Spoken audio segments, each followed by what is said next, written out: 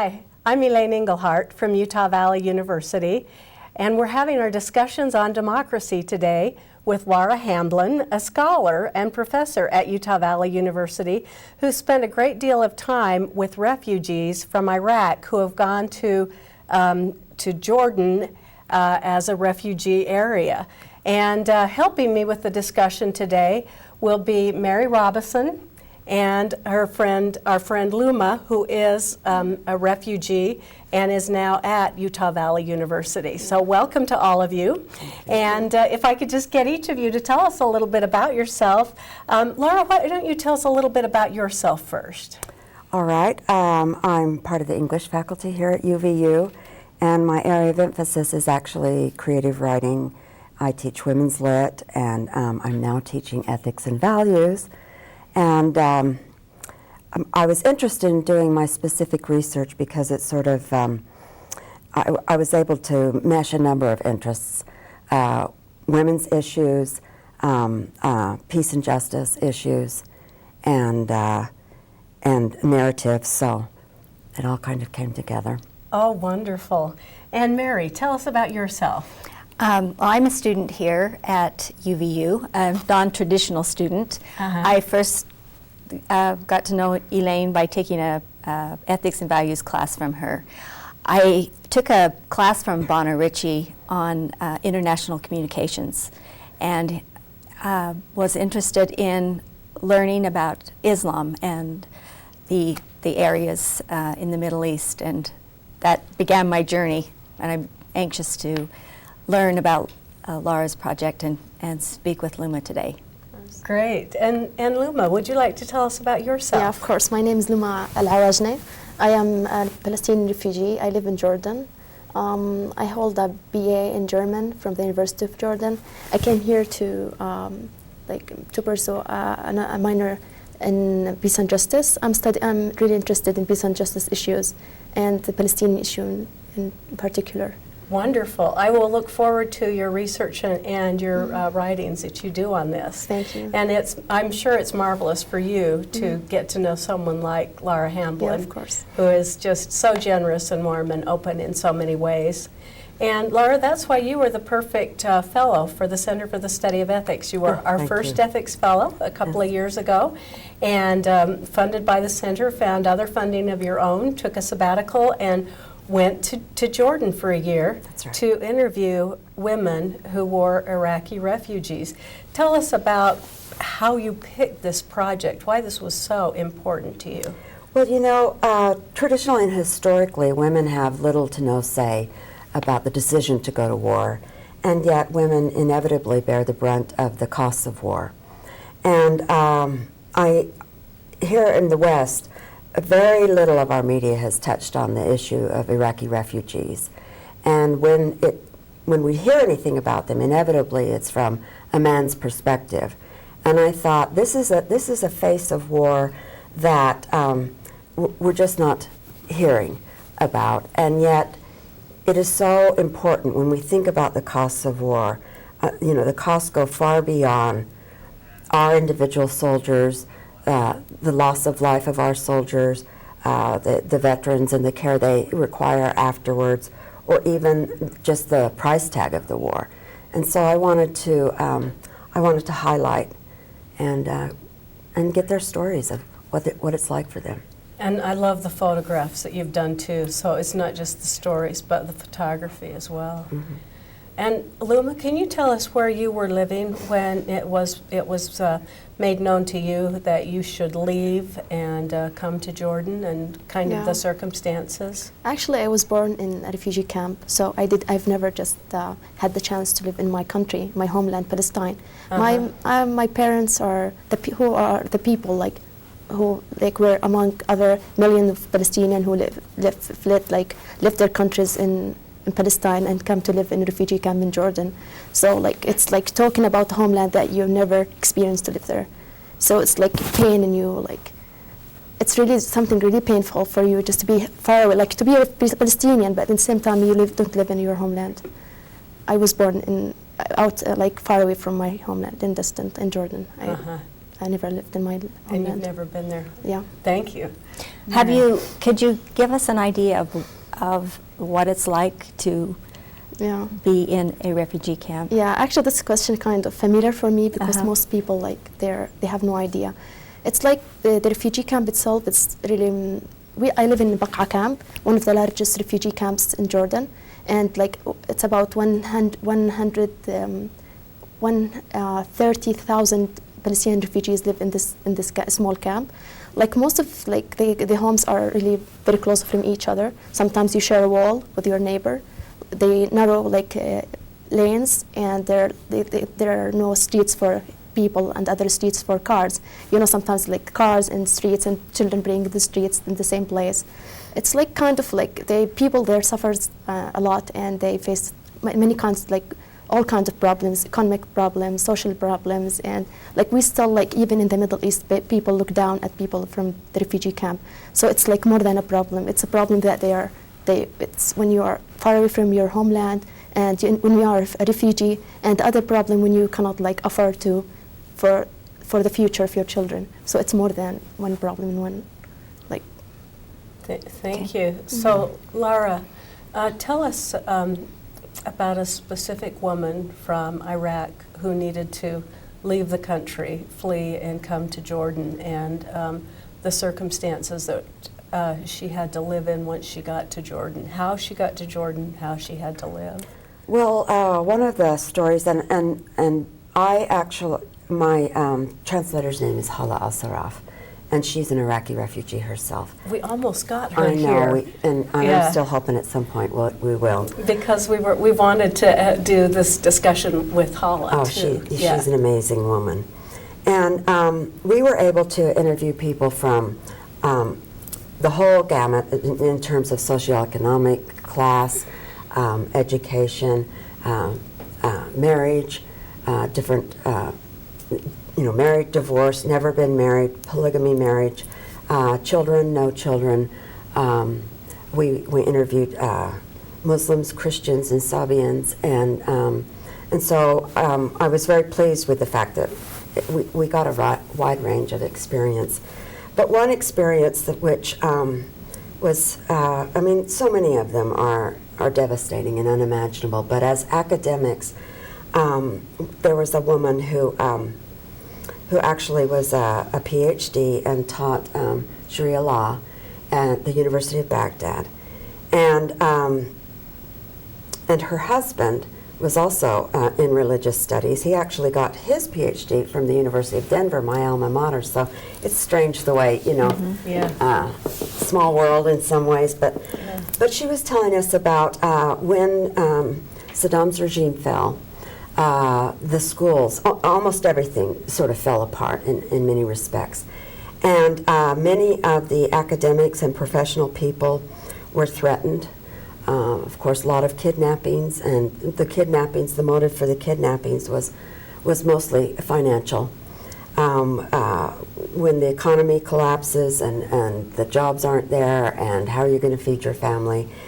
And so she continued teaching, but the situation got so bad that the university said, we can't pay our professors anymore. But she was still committed, so she continued teaching.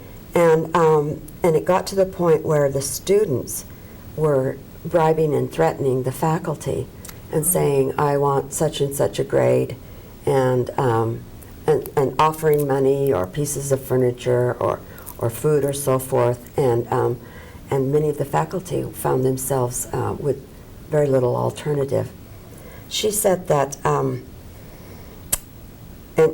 when she said this, she paused and she said, I'm very ashamed to say this. She said, I've never said this out loud to anyone. And she said, I sold my books. Oh, she said amazing. Because that has to be so heart-wrenching yes. for an that's just a academic, part of professor. who you are. Yes. And she had nothing left. She sold her books. She sold her books. And after she sold her books, what came next? Well, then their lives were being threatened, so she and her husband moved to Amman. How does one move to Amman in a war-torn area like Iraq? You know, the motives for leaving Iraq are varied, but no one chooses to be a refugee. Of course, this is a desperate last attempt. And during the sectarian violence, when Sunni and Shia were warring, it would be the case that many neighborhoods where Sunni and Shia had lived together and gotten along just fine and intermarried and so forth, that with the power vacuum after Saddam's fall, there was this vie for power, and sometimes one or the other sect would come into a neighborhood and take over. And they had to leave their homes, and without their titles, without their property, you know, no statement of, I mean, most of the people, the refugees came in three waves, and the first wave were people who knew the war was coming and usually had the ways and the means to leave. And so those were wealthier citizens. And these were probably the first to go because they could That's leave right. with their That's title right. intact. They saw the writing on the wall. With some possessions, and many of them did go to Jordan. Yes, yes, and they've also, Syria has a lot of refugees, Egypt has some, Lebanon has some, Syria actually has more than Jordan. But, she and her husband were kind of in this middle set where they had to give up a lot. yes, they had to yes, give up titles they did and not come with the property first wave, yeah. yeah. And had to give up books, other possessions that meant a great deal to That's them. right. And it sounds like they fled. Yes, and by the time they left, there were fewer than half the faculty at the University of Baghdad. And just impossible circumstances. Now, Luma, you had been in Jordan as a refugee for quite a while, so your parents had kind of learned the ropes and knew how to get you into a very privileged schooling. And I'm sure that you were a very bright student to have a degree in German. Tell us a little bit about, as a refugee, what it's like learning how to tread softly in a society that's not yours, but making it through the whole school system. That's really interesting, because yesterday, just me and Laura, we were talking about the same subject. I was telling her that it's like your life as a refugee, it's full of challenges.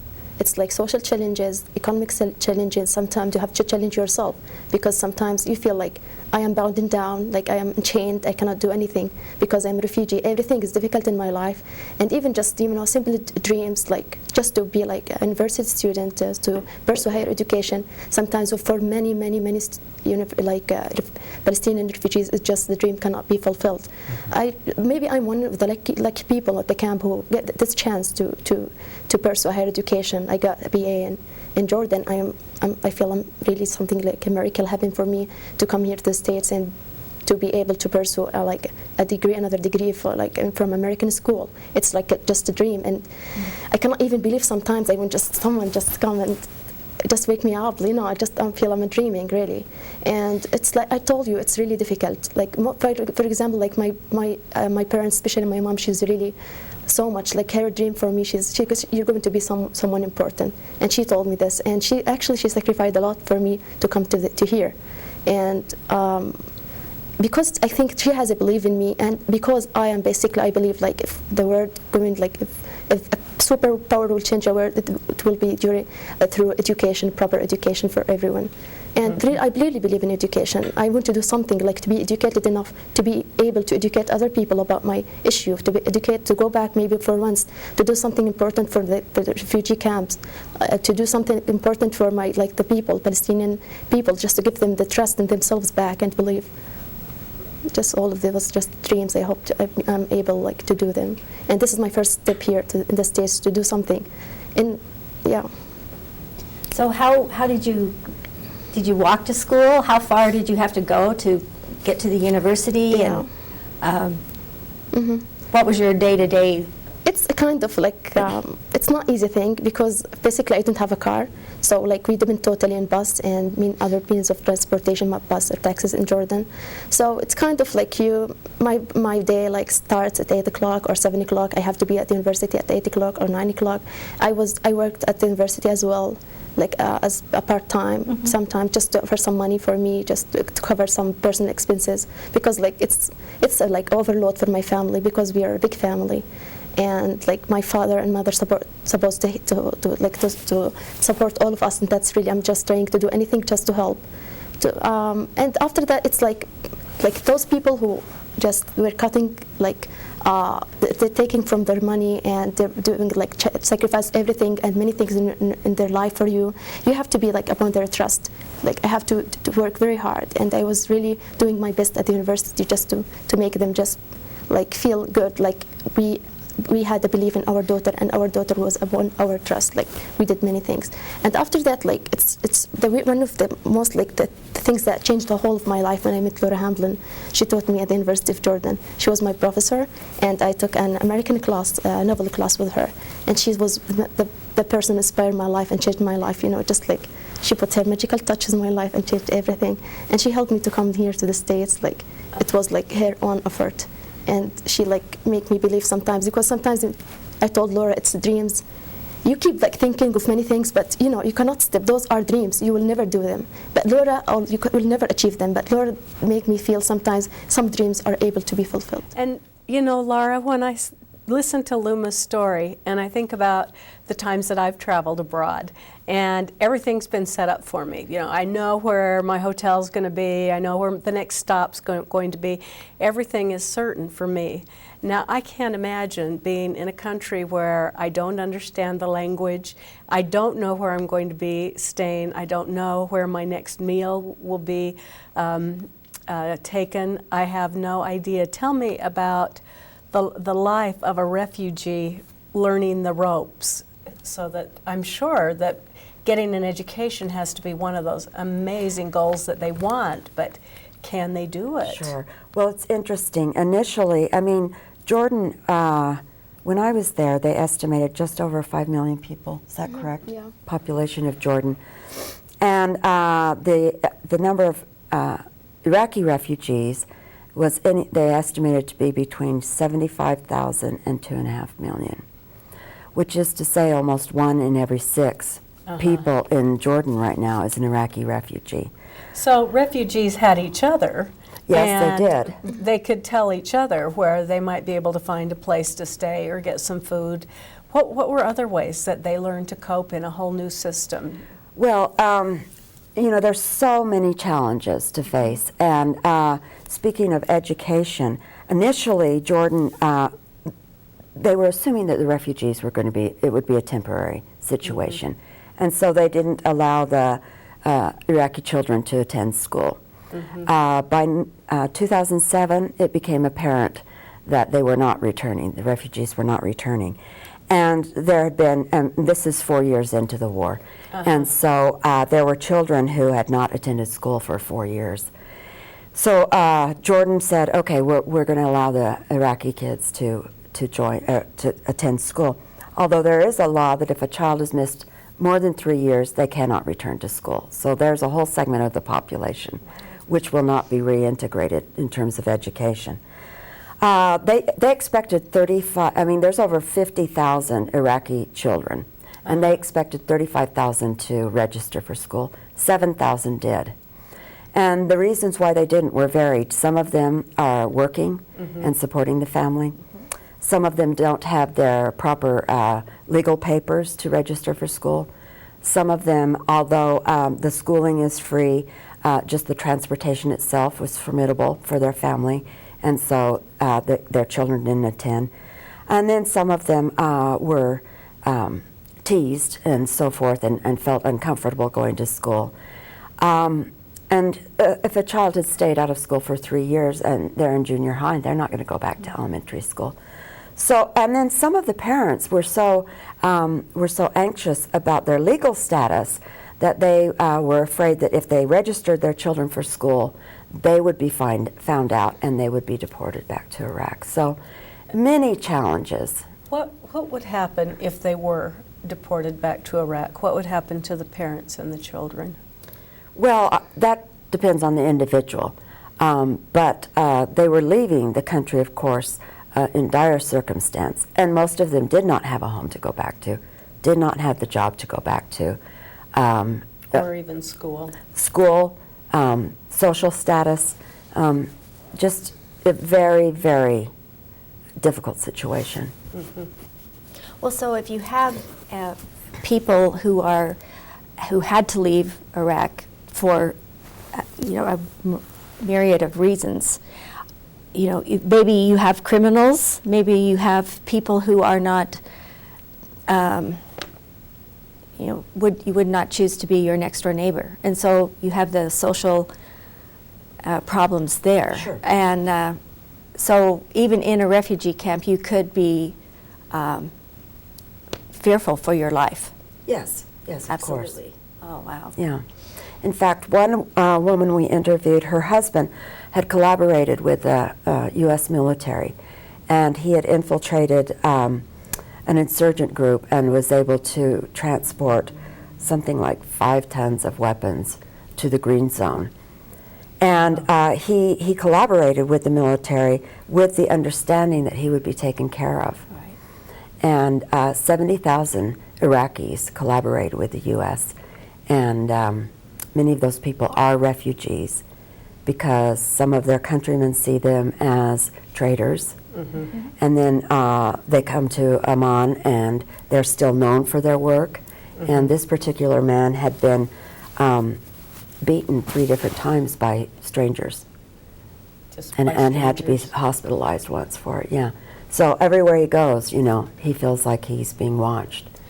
In particular, you were touched by the experiences of women because it might be that they had lost their husbands, their sons, even their daughters in war, and felt for their own chastity and their life, and had to flee. Tell us about the women who had to make these exoduses alone. Yes, I interviewed many war widows. Mm-hmm. And in the Middle East culture, a widow loses her socioeconomic standing and her prestige. And so these women, where before when they were married, many of them were living very comfortable middle-class lifestyles, and even were professional women themselves. And once their husband was dead, they really lost their place.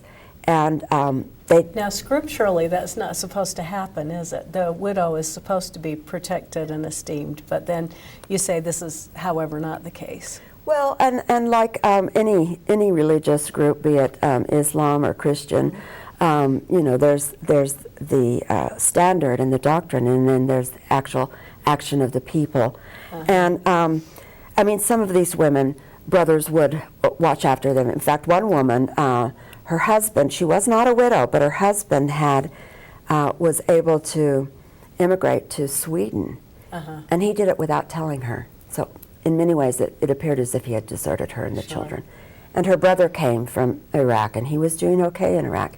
He came to live with her because a woman living alone is seen as vulnerable, very vulnerable. Uh-huh. So these women, they're probably in as dire a situation as they could be. Uh-huh.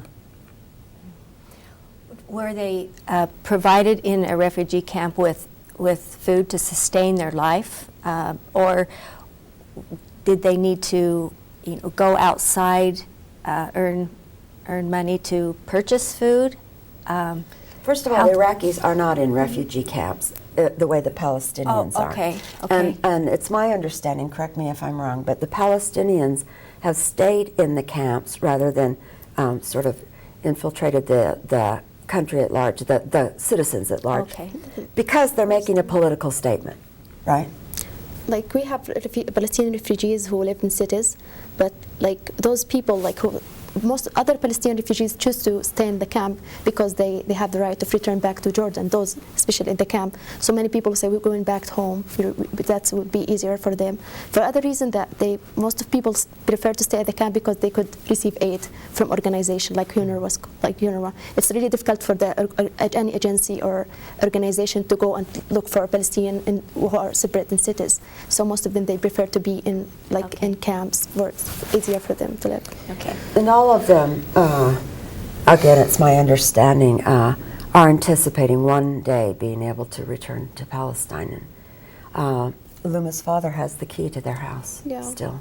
Really? Oh, that's Yeah, they have the wonderful. keys, and it's not my father actually the only one. Like most of our old neighbors, like old people, they still have documents and their home, the keys of their homes. Because when they left Palestine, they thought, okay, we're just going to leave for a couple of days, and when it's peace, it comes back again to our home. We're returned. We're going back home. So most of them just went on this hope, and they still now 70 years out, far away from the occupied homeland. My father, he's 82 now. Wow. Yeah, and he fled, left Palestine when he was about his, like you said, he was very, very young at that time. Actually, my father fled in 1967, but many Palestinian refugees, they fled to Jordan in 1948. So from 1948 to 2010, they're still in the refugee camps. And another thing that I think is important to understand is, although the Palestinians may have the keys and their titles to their property, it is very much the case that many of those homes have been bulldozed over, and that Or taken, that the Israeli settlers have taken over the land. So at least it's sensible to stay in the Palestinian refugee camps because there are NGOs and other organizations helping out. How about with the Iraqis? Are there any NGOs helping out with the Iraqis? Yes, certainly. And what are their camps like? Again, they're not in They're camps. not And they've camps. sort of made it throughout the city where their socioeconomic level is. So there are some that are living in very nice homes, and they were wealthy. And then some in the very, very poorest parts of Amman and everywhere between.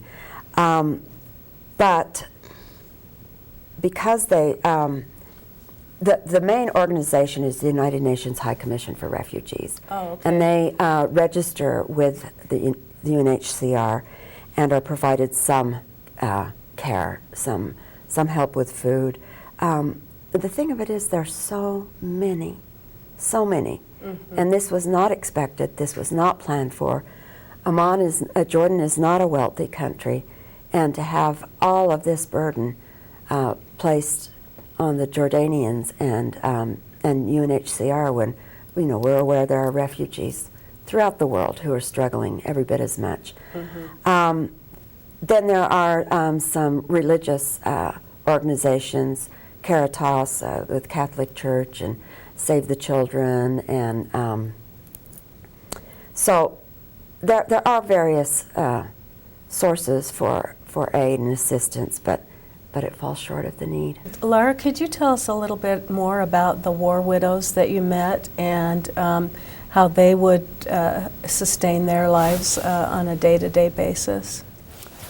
Well, one family, she had 4 daughters, and their ages were 13 to, I think, 9. And the 2 oldest girls worked outside of the home, so they were not being educated. And the work they did, they worked for catering companies and for the big weddings that are very popular and very extravagant, elegant weddings. And most of these would be at 5-star hotels, and the little girls would serve the tables. But the immigration officers are well aware that often these young girls are Iraqis, and so periodically they would come to a wedding party, and the girls were told to dive under the tables. They'd sit there, with everyone's knees at their face, waiting until they were told to leave. Is that right? Yeah, these little girls. And then the parties would go till 1 and 2 in the morning, sometimes later. And they didn't have money for public transportation or taxis. And so they would walk home at that hour of the night. And the little girls said, men would follow us home. And typically the Muslim women are very modest and a little bit shy, and they were sexually taunted, but the way they put it is the men followed us and they said mean things to us. They would follow them right to the door, and I think, how long can a little 13-year-old, you know, protect herself in such circumstances? I'm surprised that they could even go out alone. The culture would let them go to their work and back unattended. Well, women, Jordan is probably the most accessible of all the Middle Eastern countries for Western people, and women can go places alone. But there is sort of this stereotype that Iraqi refugees, the women are loose, right? And so in many ways they get taunted more than they would be otherwise. The women who don't have a brother or a husband or someone by their side. A male companion. Will a son help redeem their reputation? Yes. Having a son there. Tell me about the photographs you took and why this was such an important part of your journey in Jordan. Actually, I did all of the oral histories on high definition video, and I'm working on a documentary right now. And when I was first writing out my proposal for my project, someone said, "Oh, so you're giving voice to these women?" And I thought, no, they have their own voice. What I hope to do is give ear to them. And I hope that many people will listen to them. The majority of the people, in fact, all but one woman I interviewed, and we interviewed 70, their desire was to resettle permanently in a third country. And the chance of that happening is very, very limited. It's sort of like winning the lottery. Does this mean they don't want to be settled in Jordan? They would like to move to another spot? That's right. Okay. Where would they choose? Maybe they Syria would go or anywhere. Lebanon? Anywhere. No, Syria and Lebanon, not really, because they have refugees there. But first of all, the refugees are not given the title of refugee in terms of what that means on an international and UN legal level. And the reason why is because when the Palestinian refugees came, there were so many that Jordan was not able to grant them all the rights and privileges of citizens. And so they did not sign the United Nations contract, which defined what a refugee is and what the rights of the refugee are. So they come to Jordan as visitors. And they can stay 3 months, and then they're expected to go back to Iraq or move to a third country, and or become legal residents. But to become a legal resident, they have to deposit the equivalent of 50,000 American dollars in a Jordanian bank, or 50,000 American dollars in a local business. And Impossible. it's impossible. It's impossible. So most of them are there illegally. Yes. And so they don't expect to stay. And the dream would be to do what Luma has been able to do then, is to come to America and start working on a degree here and trying to fulfill her true potential here then. Yeah, actually the degree is not like my aim, so I was able even to pursue a minor in peace and justice even if I'm not able to hold that degree, because I want to do something for peace and justice issues. I am one of the people who are really suffered, and my parents suffered, and I live in a people who are all the people around me are suffering, so I want to do something really, really effective for Palestinian issue in particular. And I hope, like, because we are not Palestinians and Iraqis and Arabs or people in the Middle East are not the only people who are suffering. Like, we have other people, and sometimes, like, we have, like, I have the chance, for example, like, here to sit here and talk about my issue, but other marginalized people, like, in different spots in the world, are unable even to speak, and their voices are so dim, no one can hear them. So I hope that this is the dream of my life, like, really to do something to work for those people, and it would be like really dictation from me for them. Just It's very controversial for you, isn't it? Because it's almost like if I said, how do the Israelis treat the Palestinians who are still there? It's almost like you're voiceless, whether you're a refugee or voiceless as a Palestinian, because if you retaliate against anything that the Israelis do, then it seems like it's a first strike, not a retaliation. That's true, because, you know, it's just when we say, like, what we are, like, our power comparing with, like, mass destruction weapons are nothing. But I think everyone has a responsibility, even me, like, even children, they have a responsibility. Me, I have a responsibility. The decision makers, they have a responsibility. I'm just trying to do the things I can do. For example, if during my stay here, I'm just trying to inform people. Just in the 17th of February, I'm going to, like, give a PowerPoint presentation about the attack on Gaza, because, like, when I talk to people here, students, they're unaware, really, they're unaware of what's going on in Palestine. They have no idea. Sometimes they have really, like, kind of stereotypes about the Arab-Palestinian issue, and they don't understand many things. So, like, I'm going to use my stay, like, all these days, or the year, or the couple of years, the couple of months, I don't know. I'm going to be here just to inform others, to educate others, as well as good benefit for me, because in the same time I'm going to be educated for other things that I'm unaware of. So it's kind of exchange experiences. And you know, this presentation she's given is part of the Peace and Justice Dialogue, which is specifically on the Israeli-Palestinian conflict this year. So we're very fortunate to have her here. Absolutely. And what process did you go through to bring Luma here? Inshallah. Blessing, huh? When she was in my class, we met after class and visited and became very close friends, and almost every time we would talk after class. And we kept in touch over emails, and then this is your story, you'd say.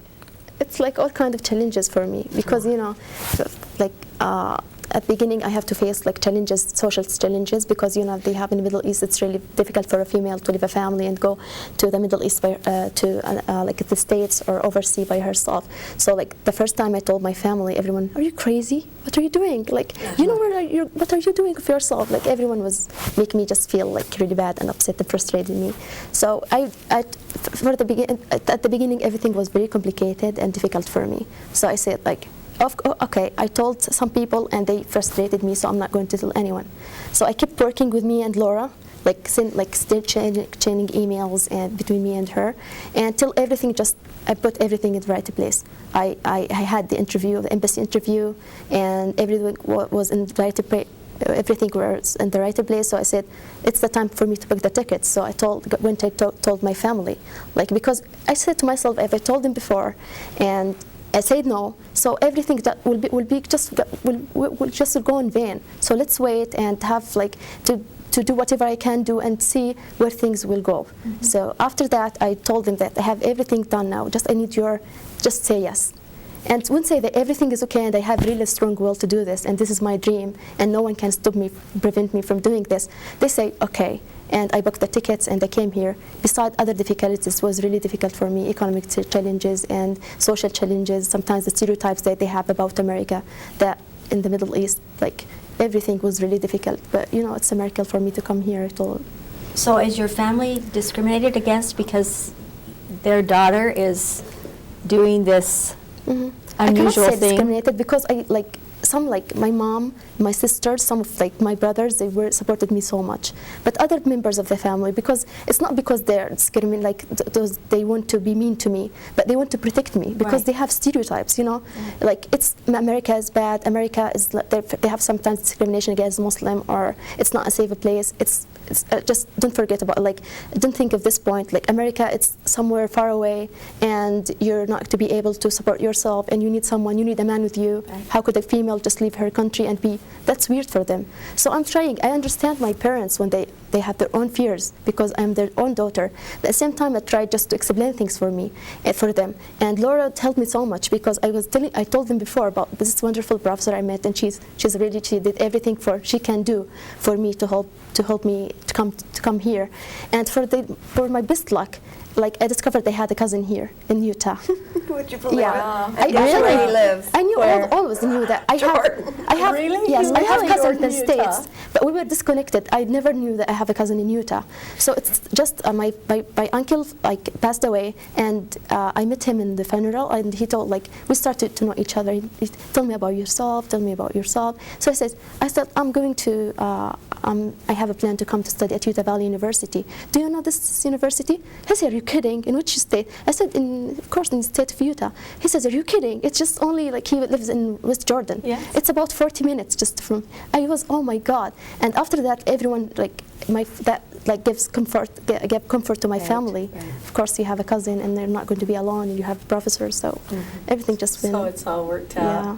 And you still stay within the traditional dress code that your Yes. family would want. It's not my family. It's my own, like, It's you. my own personal choice. I want to do this. Like, my family, they are not with me all the time, but I believe in what I'm doing. Like, it's a kind of chance for me also to educate people, because I feel like many Americans, they have stereotypes about Muslims. Muslims are terrorists. Muslims are bad. Muslims are backwards. So I think, like, in my dress, this is my dress in Jordan. So I came here. That's a chance for them to know that even with my head cover, even my, like, modest clothes, that does not prevent me from being sociable and being, like, I really want friends. I want American friends. I had wonderful friends, but I need more, so that my clothes, my way, like, dressing code will never be like a barrier between me and you. It's more to understand me as a person rather than to just to judge me according to my outfit.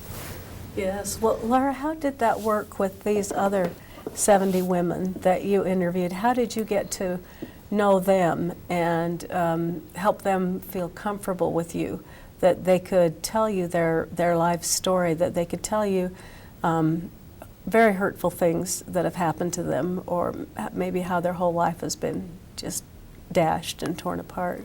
Yeah, well, of course, Hala, being an Iraqi refugee herself, there was an immediate connection there. But actually, my only child died 4 years ago.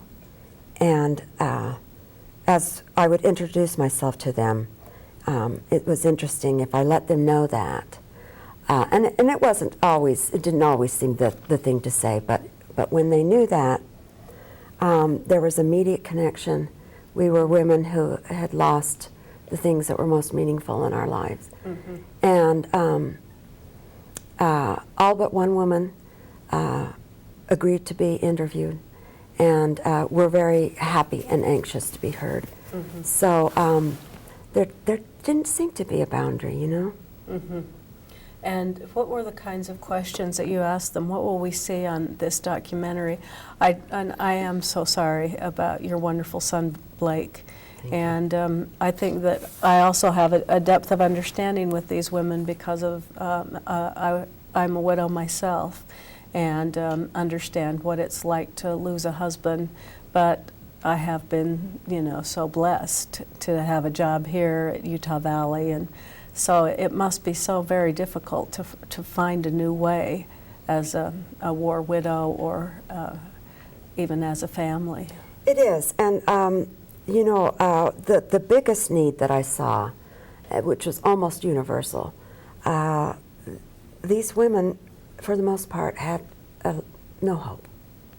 I would ask them all, where do you see yourself in 5 years? Where do you? And they would laugh at me. I can't even see where I'm going to be next week. What are you talking, 5 years? But the thing which seemed to sustain them was their spiritual faith, too. Yeah. And they felt that somehow this was the will of God, and they were going to do their best by it. And very, very strong faith. But you know, I think somewhat easier for women to lay down the sword and shield, if you will, because our experiences as wives and mothers and sisters and daughters, those things those issues are felt in every culture, every language, every religion. We just cross boundaries so much more easily, don't we? It's Seems to if be. we were doing this, we might find that wars would end much more quickly. Well, and I think that's a necessary thing for, that concept of we share many things. That is one of the first steps of having communication between, different beliefs, and then pretty soon we won't have any fear because we share so many commonalities, right? And then we're more willing to open up and this is me, this is beautiful Luma. Thank you. And in her, this is how I present myself. This is important to me. I think, but just to add point that I think acceptance is something very important. Like, I live with Laura, and for example, I'm Muslim, but Laura from other religion, but Right. I've never felt like she's strange to me. I Right. just accept Laura as she is, with the things that she has, with her own beliefs, with her own ideas about life, with everything. Sometimes, I feel like I have different ideas, I have different beliefs, but I do love Laura and accept Laura the way she is. And I think Laura just treats me in return as the same way. Like, she accepts me with my dress, with my cover, with anything, my own beliefs. She does the same, and I she think make this is that important cake? things. Does she? Oh, we must sample this. I didn't mean to cut you off. No, it's okay. And it is nice to be accepted, isn't it? Yeah, And I'm sure that's what you found with the refugee women was an acceptance and someone who would listen. So instead of giving voice, you gave listen, and they could tell their stories, and the stories had this element of hopelessness. Was there anything else? I guess it's so much of it is ethnography because there are similarities between story to story. Anything else besides this hopelessness that seemed quite similar between them? One of the things that the majority of the women were struggling with on one level or another was because of their situation as refugees. Men cannot work there in Jordan legally, and so if a member of the family was employed, it was often the woman, because the perception is that the immigration officers are less likely to question a woman than a man, and so. Simply by working, being the sole provider, if you will, working illegally so that they were in a vulnerable position where they could be taken advantage of by whomever they were working for too. But the gender roles were switched. And it was interesting. One time I went into a home and the man of the home started telling me his story. And I said, wait. I said, this project, I'm interested in your story, but I want to get the women's story first. And he said, but I am a woman. He said, they've taken my job, I can't provide for my family, I can't lead my family, they've taken my manhood. I am a woman, why don't you interview me? And of course there was this nervous laughter, but my goodness, what an amazing, Confession. Yeah, Right. yeah. And a lot of times this role reversal, you can imagine it takes its toll on any family, and but instances of domestic violence were on the rise accordingly, and Certainly, just because multiple problems. money often does equate to power, and if the wife is bringing in the money rather than the husband, then there needs to be an equalization maybe in that power, and he feels physically he must do it rather than being able to maybe talk things through or look with hope at the day when he can provide again. Right. Uh, Yeah. Well, I like the way that it's narrative as identity. I mean, these women are finding their identity in this strange situation, defining themselves. What a strength that is that that they are willing to even explore it, you know, to even say, I am woman, I can still be someone. And that perseverance is just amazing. And I'm so anxious to hear how they identify themselves, you know, as examples to us all. Well, and you know, one thing that it was very apparent to me after doing just a few interviews, it's impossible to say the Iraqi women refugees fields A, B, or C, because you know they are all individuals. Right. They come from unique situations. They're facing unique and common challenges. But in the same way, you couldn't say American women are X. You can't say Iraqi women are either. And you can't say Muslims are this. You cannot make general statements. That's right. Because there are so many nuances. Yeah. And I think that's an important thing to understand as an individual. You know, as we sent you off as our ethics fellow for the year. I'm so appreciative of that. What an opportunity. We're just so glad we could be a part of your whole experience. I worried for your safety. I thought, is Lara going to be okay? And we'd get back reports, and finally toward the end of your trip, I thought, is Lara going to come back? She sounds like she's really enjoying this. So were there times you felt unsafe? And Never. were there times when you thought you'd never come back here? There were times when I felt compelled to stay, yes, of course. But I never felt unsafe.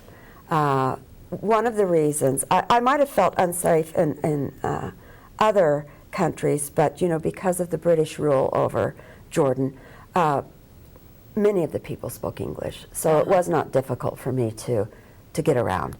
And I was treated with, people were interested in me, they were respectful of me, you know, curious maybe, but they're delightful people. And oh my goodness, the hospitality is unimaginable really for Western people.